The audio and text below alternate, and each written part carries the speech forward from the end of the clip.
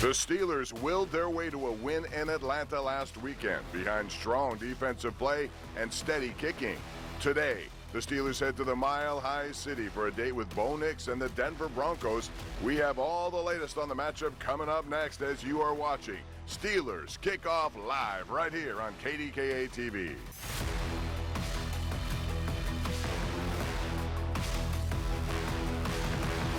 Welcome to BetMGM Steelers Kickoff. Denver, Colorado, the site of today's matchup between the Steelers and Denver Broncos, coming your way 4:25 this afternoon right here on KDKA.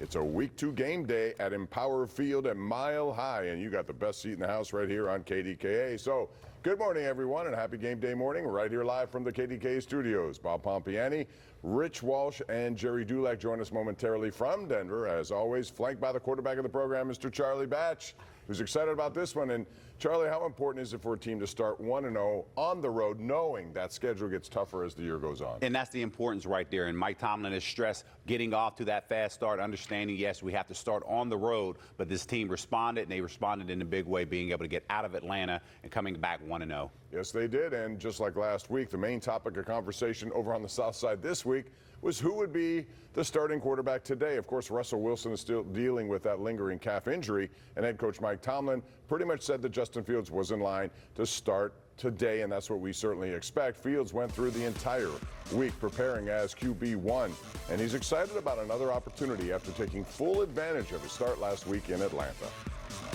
I mean, it's very important. More importantly for the team than for me. I have a job, and that's to lead us to a win each and every week. So, we can have this debate on who's the starter, who's not the starter, but my main job is to go in there and help my team win the game. So, as long as I do that, then I feel good. Yeah, anytime you can get reps, you feel more comfortable with the play. Of course, I think that's with, everything and everybody that we do, just as human beings. So, of course, when you do it physically, then you're more comfortable with it. But like I said, you just have to keep the same mentality each and every week because you never know what can happen. All right, it's time to take a look at the Hyundai by the numbers quarterback stats in their first start with the Steelers. Justin Fields' line was not too bad. No mistakes, that was a big thing, but no touchdowns either. Way back in 2022, Kenny Pickett had his way passing yards in his debut, but he also had an interception and a blowout loss. And then Mitch Trubisky's line, same as what we pretty much saw with Fields here. Mason Rudolph had 2 touchdowns and a pick in 2019. Before that, Ben Roethlisberger, way back in 2004, had a touchdown, interception, and threw for 163. So now it's time for our weekly quarterback analysis brought to you by Cleveland Brothers. And now that you had time to digest this performance, what did you make of Justin Fields, good and bad? Yeah, there was a lot of things he did well and some bad. But when I expected that, only because he did not get the nod until the end of the week, where that game plan was already made for Russell Wilson at that particular point. So he warmed up as the game went on. I expect him to be a lot better this week because he's going to be a lot more involved in the game plan, which plays that he likes versus the ones that he doesn't. So there are a lot of things, and let's just see if he can get that offense going. So I think to the point of what he can work on, it has to be the red zone because they weren't able to score touchdowns last week. That pass right there to Pickens was a dynamite throw at a critical time. One knock on Fields last week was not using the middle of the field. And take a look at the passing chart against the Atlanta Falcons. Frankly, it looks a lot like any given pass chart from Kenny Pickett last year in the Matt Canada offense. But earlier this week, offensive coordinator Arthur Smith took responsibility for this and said it was his decision to only make outside throws. So do you agree with that decision? And at some point, Charlie, they got to move the ball over the middle, don't they, to have success? They do, and I can understand people's frustrations because of what you've seen with Matt Canada and the lack of using the middle of the field over the last 3 years. But when you hear the explanation on Arthur Smith on why he didn't use the middle of the field, there's a guy in Atlanta at the safety position by the name of Jesse Bates. Over the last 2 years, over 200 tackles and 10 interceptions. And when you have that productivity, you're going to avoid him and minimize him in the game plan. So I'm fine with what he did last week. Hopefully it changes as they move forward today. All right, we have more on the quarterback situation and a look at the offensive line. Very important there. We send the program live to Denver, Colorado. Rich Walsh is standing by with Post-Gazette Steelers insider Gerry Dulac. Gentlemen, take it away. Bob, a sunny day out here in Denver, about 70 degrees right now. It's supposed to be 90 at kickoff, so not only will they have to deal with the high altitude, but also the hot weather out here in Denver. And one guy that probably won't have to deal with it is Russell Wilson, who's going to be the emergency quarterback. Where is he in his rehab right now? When do you expect him to be back? Well, Rich, Mike Tomlin said the other day that Russell Wilson is feeling better, and I think that's a bit of a vague reference because I don't think he's feeling better than he did that Thursday morning before he started experiencing tightness and pain in his calf injury after that morning walkthrough practice. When he took all the first team snaps by the afternoon, that's when he started not practicing, and it's been an ongoing process. They're worried, Rich, that at age 36, that injury can morph into an Achilles injury. We saw that's exactly what happened with Christian McCaffrey from the 49ers. He injured his calf in training camp. They just put him on IR, and that's what the Steelers are concerned about because he's an older player. So they're just being ultra cautious with Russell Wilson. All right, well, Fields will get to start here today. What happens if he has success here before Wilson is ready to come back? Well, Rich, right now the plan is that Justin Fields is going to play the next two games, today here in Denver against the Broncos and next week at home against the Chargers, because, again, they want to give him that amount of time to rest. I'm curious to see what will happen is if the Steelers, say, win these next two games and they're 3-0, I think a lot of it's going to depend on how well they look offensively with Justin Fields. But if I had to guess, and I don't know this, that Mike Tomlin likes to use the hot hand, and if he goes with the hot hand, then he'll stick with Justin Fields, maybe on a short rope. But I would guess maybe that's what he's going to do. All right, Jerry, we could see some changes on the offensive line. We saw Troy Fautanu rotate with Broderick Jones. What's going to happen? Any changes up front? Yeah, you're going to see Troy Fautanu start, Rich, go all the way back to the preseason. After that first preseason game, the plan was they were putting Troy Fautanu in the starting lineup. They felt he's their second best lineman behind Isaac Seumalo. You'll see him start, and you'll see Broderick Jones rotate with him some at right tackle. All right, thanks a lot, Jerry. Back to you guys in Pittsburgh. Thank you very much, gentlemen. Appreciate it. So, Charlie, certainly a good win down in Atlanta, but the one thing the offense needs to do is finishing drives. You can't settle for Boswell field goals all the time, even though it's a nice luxury. They did a good job sustaining drives, mostly by converting 8 of 17 third downs, but they settled for those long field goals and were not able to score a single touchdown. So what do you think about that situation? What happened there, why they stalled, and, what's the key to moving beyond the 30-yard line in enemy territory today? Yeah, one thing that you can do is actually try to put more practice periods in there in the red zone to see if you can get more opportunities that way to visualize what you're actually trying to scheme up. But I think the one thing there, they challenge, or at least the lack of productivity in the preseason, is now carrying over into this short regular season. So we're going to have to see if they can get better on that, and hopefully Justin Fields is able to work on it as they continue to move forward. Got to get spoiled with Boswell kicking him from 57. Oh, if he's on your fantasy team, you love it. Today, who knows with the rarefied air how long if they need one. Anyway, we are just getting started here on Steelers Kickoff. Coming up, Rich caught up with one of the new Steeler cornerbacks who made a big play, Dante Jackson. Keep it right here on KDKA. Welcome back to BetMGM Steelers Kickoff. Welcome back. As we saw, the defense is looking to be a major playmaking unit for the Steelers this season. And some of the new faces, a big reason why they hope to be successful. Rich sat down with a member of the secondary who really did a pretty good job in his debut as a Steeler last week. Rich? Bob, the Steelers definitely upgraded their secondary this year, and they have a playmaker on their hands now who made one of the biggest plays in Atlanta. Dante Jackson had a chance to go one-on-one with the Steelers' newest corner. So I want to go back to when you found out you were traded here. What were you thinking?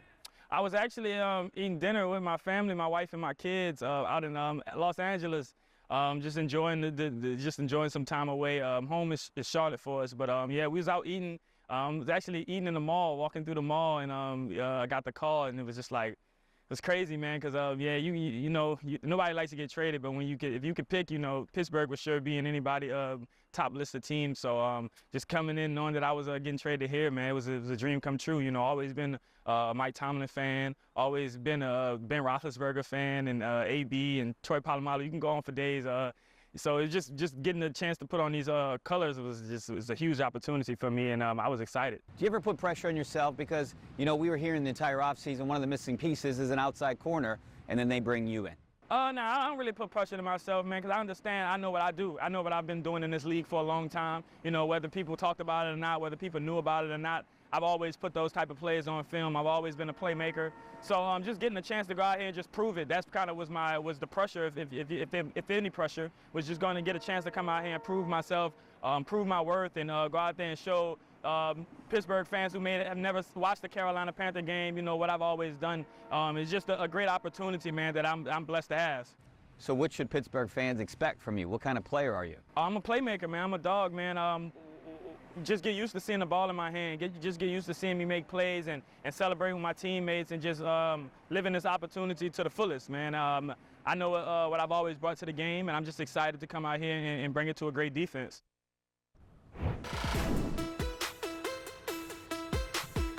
Well, I know it was a small sample size, but the Steelers defense picked up where they left off last season. They're currently tied for first in turnovers and interceptions, tied second for points, and tied for seventh for passing yards per game, all ranking better than what they saw last year in these categories in 2023. Well, Jackson is obviously a big part and could be one of the missing pieces for this defense after last year's defensive performance. Guys, back to you. Win the turnover game, Rich. That's what they like to do. And when they do, they're successful. And Charlie, Dante Jackson wasn't the only impressive new addition to that defensive backfield last week. We saw Deshaun Elliott make a big impact, and those interceptions direct result of pressure created by that defensive line, and knowing that Kirk Cousins was kind of a sitting duck in the pocket certainly helped. And when you put pressure on any quarterback in that particular situation, you know you don't have to cover as long, and that's exactly what's happening right there. On the back end, they were able to produce 2 interceptions along with the 6 tackles between the two of those guys. But this is a defense that you know is the strength of this football team, and they're going to go out here and continue to try to create those turnovers, and ultimately, hopefully, your offense is able to create those turnovers into points. Yeah, that was pretty good last week. 3 turnovers, none on their part of the equation, which helps when you win those battles. You normally win the game. And coming up next, we're going to break down the opponent. Rich returns for a look at the Sean Payton-led Broncos. We'll be right back.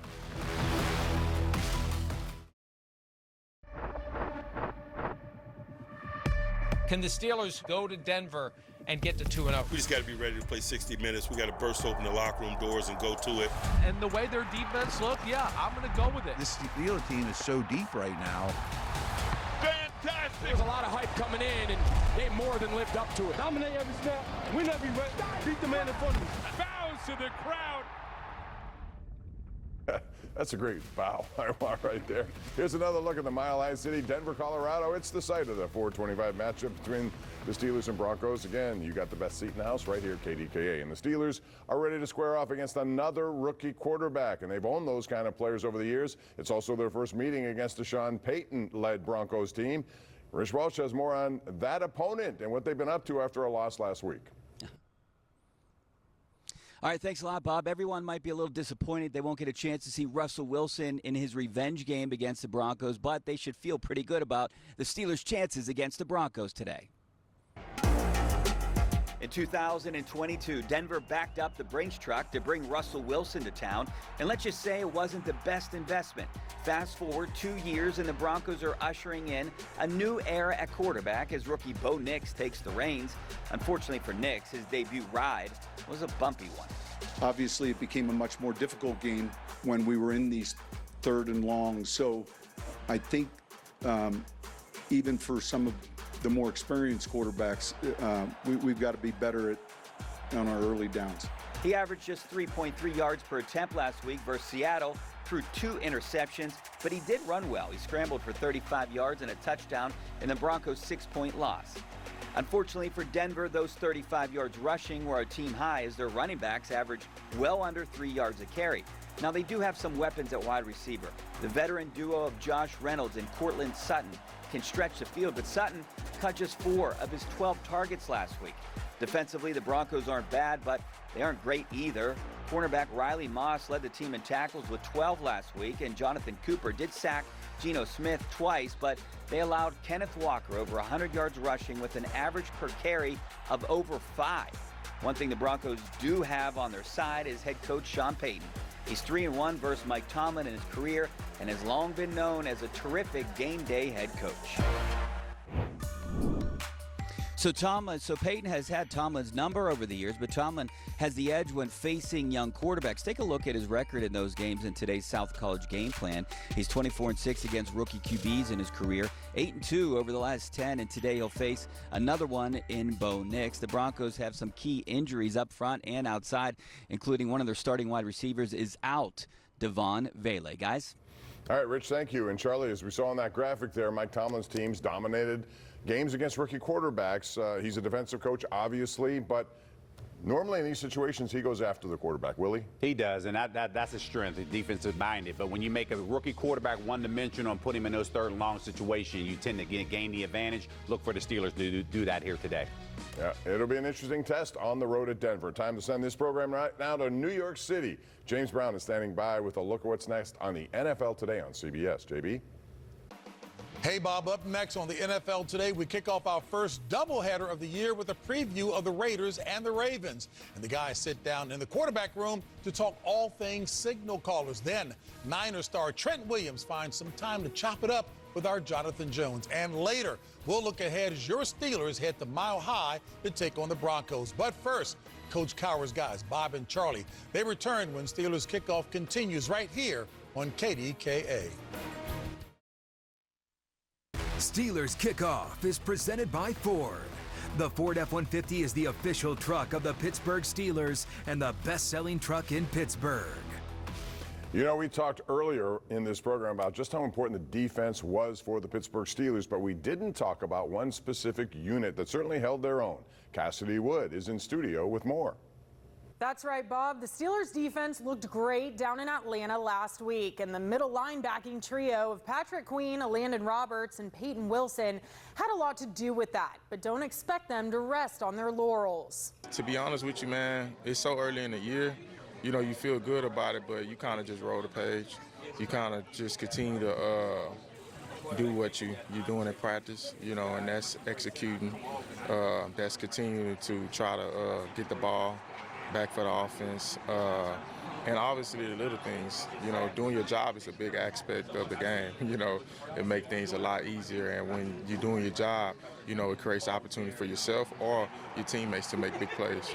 Later in that interview, Roberts was asked about playing in the high altitude of Denver. He said it never has affected him personally. We'll see if those mile-high conditions has any effect on the defense overall later today.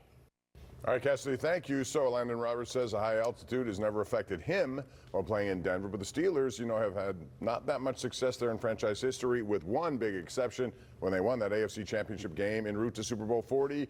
What do you remember about playing there? The altitude, you were part of that team. Is it as big a problem as we tend to think? It is, but for some versus others, right? But when you're a quarterback, punter, kicker, guess what? You love playing up there because it's thin air and the ball is flying and it's going to travel a lot further. So it just depends on who you are and how it ultimately impacts that particular person. Yeah, I would imagine Boswell's licking his chops at a 70-yarder if need be. One issue that will need to be cleared up in week number 2 is that center quarterback exchange. Charlie, is that just a case of jitters from Fields, or what is it, and why does it's happened quite a bit in the preseason and now here? It has, and I can't put my head on why on one particular issue, but when that continues to happen, typically quarterbacks will now use a glove on the left hand to try to give extra tack to be able to hold on to that football. So if you see any early quarterback center exchange, look for Justin to use a glove. Yeah, he's got to hang on to that ball, no doubt. Last week they got lucky. They actually gained 3 yards on one of those exchange problems. We're almost out of time here on Steelers Kickoff. When we come back, though, we're going to have the predictions live from Denver next on KDKA. Welcome back to BetMGM Steelers Kickoff. All right, here is the inactive list, or the who's in and who's out. We're going to get the official list later today since it's a later start. Russell Wilson, obviously questionable, probably be the emergency. Roman Wilson trying to get back. We know that Isaac Seumalo will not play today. Now it's time for the predictions. So we go out to Colorado to begin this session. Rich, what do you think? Well, I do have some concern with the heat and the altitude and the Steelers' offense, but I think Justin Fields will be a little more comfortable in this game. Jerry, I think they'll get that offense going. I think they will score their first touchdown of the season, and I like the Steelers to win this one 20-16. Rich, the Steeler plan is twofold. Keep Bo Nix in the pocket where they can both harass him and confuse him. The other plan is to have Justin Fields play the same way as he did last week. Conservative, don't try to win the game, just don't lose it. I think it's going to be another low score, Steelers 20-13. All right, guys, 2 low-scoring picks. What about you guys? Yeah, I think we're still thinking under. Are you, Charlie? I'm going a little higher, and the reason being because I think the Steelers dominate this game start to finish. They make Bo Nix one-dimensional by taking that running game away from him. With that being said, Steelers win 27-13. I like low scoring as well. It's not as low as you guys, or some of you. 24-16, I think the Steelers will win this game, come home 2-0. And here's what's next. The NFL Today on CBS, followed by the Raiders and the Ravens at 1 o'clock. Interesting matchup. We have the 425 game here on KDKA. Following that, make the switch to KDK Plus for the Steelers Extra Point and the Ireland Contracting Nightly Sports Call Special Edition. We wrap it all up right around midnight with the #1 Cochran Sports Showdown. That will be live tonight. Thank you for joining us here today. Hope you have a great game day in Denver, a beautiful day in Pittsburgh. Steelers look to make it 2-0, and you'll see the game live right here on your home for Steelers football, KDKA TV.